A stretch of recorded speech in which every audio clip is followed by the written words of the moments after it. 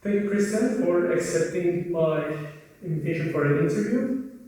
Actually, you didn't even know about this interview series like 15 minutes ago, but now you're convinced to be my 13th installation, actually. Hopefully, if you accept it at the end. And I'm actually glad that Wadim convinced you to try this with me. So the concept is that I'm asking senior implementations that I know better about their mathematical experience, their experience professionally, and other things, so that I can maybe get an advice from them. It's called a 15 minutes mathematics advice, not necessarily talking about mathematics, but whatever surrounds it. So for that, I will just put on a timer, and when the time runs out, I'll just say thank you, and I won't take more of your time so that you can enjoy the stroll before the summer ends. Okay, so here's the 15 minutes. It's running out, so maybe we can start chatting about some things that I want to ask you about. So there are so many things that I want to ask you about, but one thing that I always question is, how do you stay this energetic? Because you're doing so many things, and this is not a new thing. I always think about that on the back of my mind. But even at the airport, when one time we saw each other at Washington DC or something, instead of just crashing down, for 30 minutes, you decided to go to Starbucks and work a little bit more. So how do you find this motivation? How do you find this energy? So I don't have an answer to this. Perfect. One thing that I can certainly say is that it used to be much better, say 30 years ago. That's for sure, because when I look back, so I did 2 unrelated studies at the same time. And if you ask me today, how did I do this? I don't know.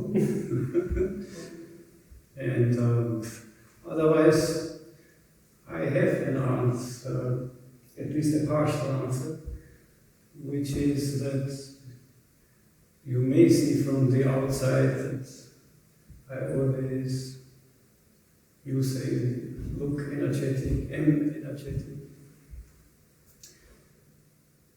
First of all, I'm afraid that not during work talks I look like that.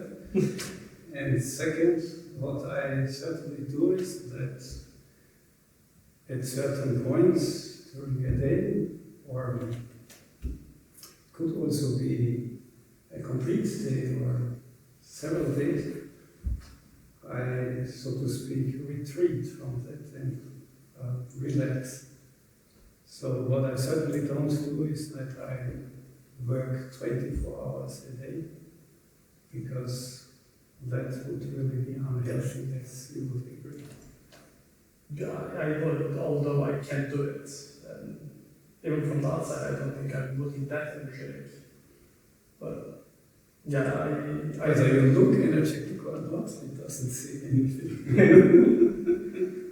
But I have this one memory where I said, oh, I will make this grant application. Would you have time to read it? And you said, yes, I have time to read it. Plus, let's come to my office this day so that we can talk about that. And you're the dean of a major faculty, so I was not only expecting you to have any time for me, but we came together and we actually talked about the grant. You already had ideas and everything. Yeah, my opinion is that for certain things you should take the time. So in that case, it's to support somebody. I will ask you for your advice. And the situation is that this is a younger person, doesn't have so much experience yet. And in my opinion, the more experienced people are obliged to give the advice. Not everybody does. I have a new grant. I have a new project proposal. If you want to read it, I would love to see it. I can certainly have a look. Sure. Yeah. So I got a promise at least from this interview. Yes.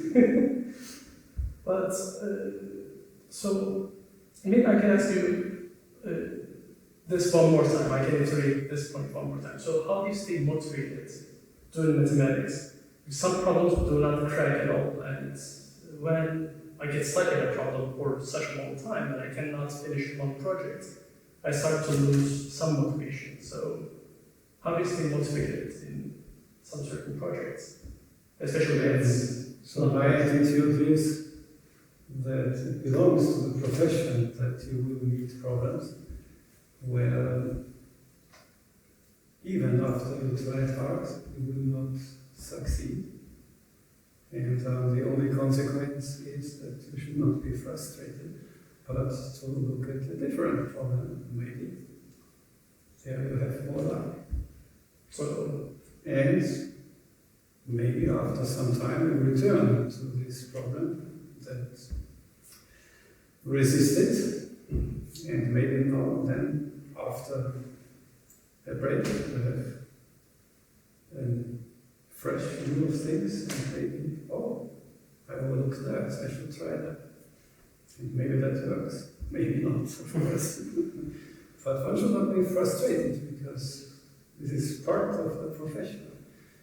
And some people say that, I don't know, 95% of your work you are frustrated. And maybe, but that's part of it. yeah. Well, I cannot say that there's so much frustration in what I was saying per se, but there's definitely some motivation loss. That if something doesn't work and if we come to an end of things that we can try, I start to lose interest in that problem. Maybe it's healthy. This doesn't happen to me. I would still be interested. Yeah, exactly. But I simply have to acknowledge that at this point I have no ideas left, so I don't know how to do it. And then, of course, it's also time to, in case you have not told other people about it, that you tell other people about it, because maybe they have the idea which is necessary. Sure, maybe I should have said about the loss of momentum. That there's so much momentum that you work on the problem then. Sure. The momentum will only persist as long as you feel that you make progress. But if you come to a point where apparently there's no progress anymore, okay. As I say, you should acknowledge, okay, at this point, it seems that I don't know how to do this, and then turn to something else. Then turn to some other people, you said, maybe. Sure. Yeah, this will be the case. So if this is a problem, everybody knows anyway. And first of all, it's not very surprising that you also didn't know how to do it. And in that case, there's no point to tell it to other people. But it may be that you came across a very intriguing conjecture, apparently not known to other people. And then, of course, the first thing that you do is that you try to prove it yourself. In particular, if you plan to publish the conjecture or the proved conjecture, in any case, in a certain way you have to check how hard this conjecture really is. So if after, say, 1 hour you have proved already, it was almost no conjecture. That was proof that you did it. But if after 2 weeks you still don't know, then yeah, maybe it's not so easy. And then at the point where you don't have any ideas anymore, then I believe that others may be interested in this, and then tell it to other people.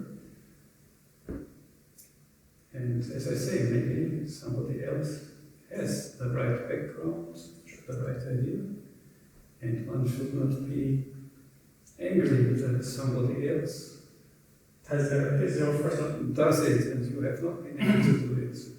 No, I don't think mathematics is a game of ego. Like You should not. would Many be crushed really fast. several see it that way, but the point of view that you should have is that this is about science, and science is about making progress. And so this is actually a joint effort that we should work together and not work against each other. So keeping things secret is not working together. That's true.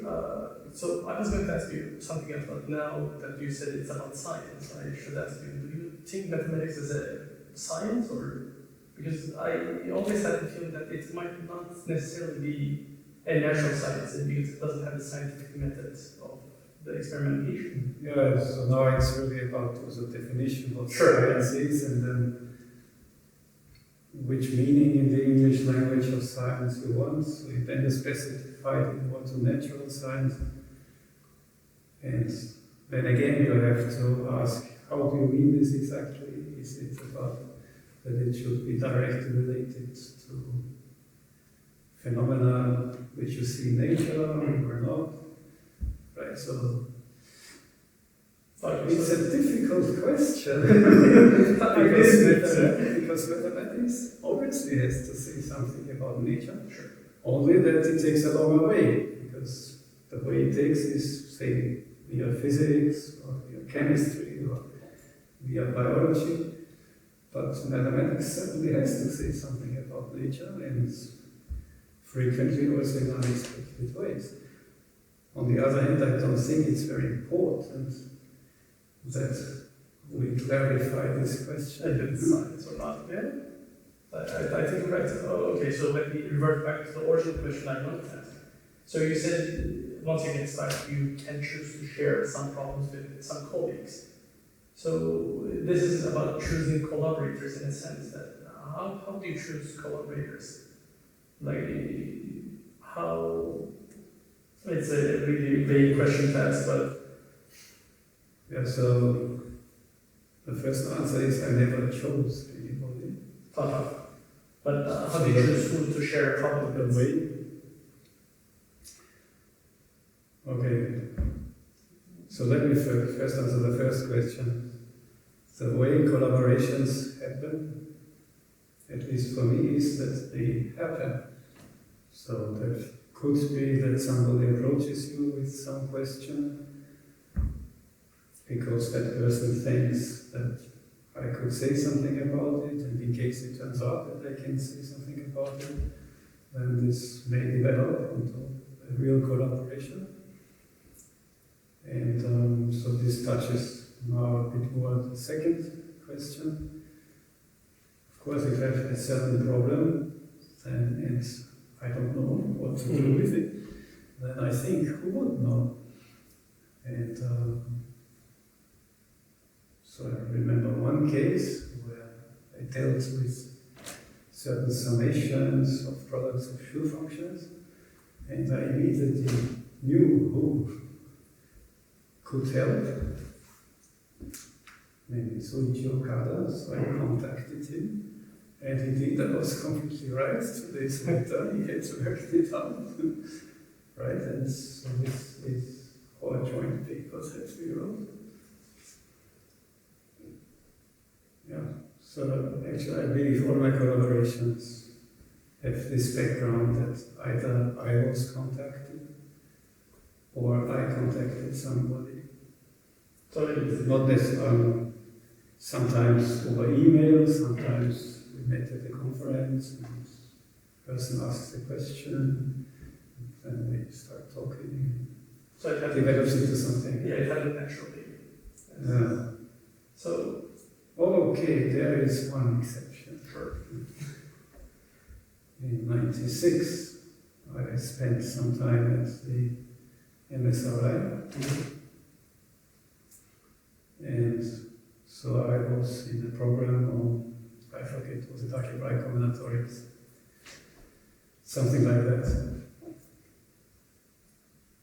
And it seems that the administration there thought that it would be a good idea to put German-speaking people together into one office.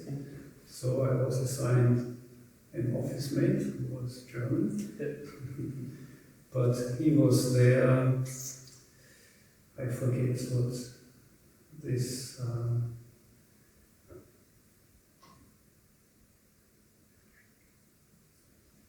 so he was not in any of the two programs that were happening, but they allow a certain number of senior researchers which can be there, and actually he was there with his own money. And so they put us there into the office, and if you would ask him, then he would tell you that he was very annoyed by me, because when I came into the office, then I started typing, and then it was different. These heavier keyboards, and that made some noise. And he's a person who is very sensitive to noise when he's working. So he said, whenever I came, he went out of the office. But still, we started talking to each other, so he's from a different area, group theory actually. And this then started, developed into how do you say? A common interest. A very, very long-lasting collaboration since then on